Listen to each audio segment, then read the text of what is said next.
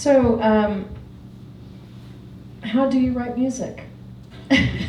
I know you've done different, I've been following your career. We became friends a number of years ago. Different processes for different projects. In this instance, do you want to talk about it, or generally, how do you start something like this? You know, after the interviews and so forth. It's so hard to really pinpoint, and I have been writing music for a number of years, and I finally took a notebook and I started to write, like keeping an artistic diary, and I said, okay, this is what I'm doing, this is what I'm doing, this is how I will be doing it. And then 5 years later, I opened those notes and just laughed in the face of those notes, because no, that's not how you do it at all, which tells me that my process, my creative process, is changing with every piece. And this is why it's so exciting, but it's scary at the same time.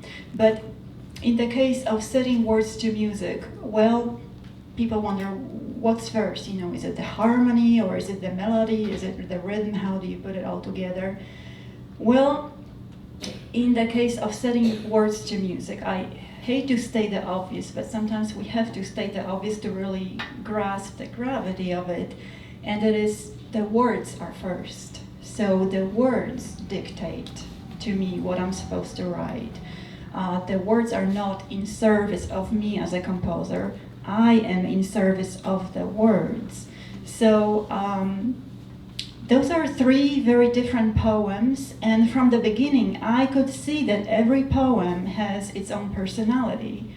For example, the first poem, The Prayer, it has stanzas. Every stanza has 6 lines, so there is certain regularity. So I thought, okay, this is what this poem wants to be. It wants to be like a song that has multiple verses, but you know, I don't want every verse to sound the same. That would be extremely monotonous. So, you know, the simple answer is make a stanza that begins the same way, because every stanza begins with dark sister, dark sister.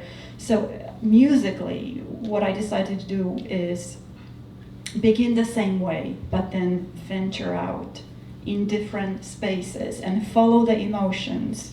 So I will not discuss the whole poem because that's not the point, but I talked to Sally about the poem, and then I started underlining certain words as she spoke, and every stanza had like an emotion word that I wanted to highlight for myself. So longing, rage, sadness, healing, and so forth.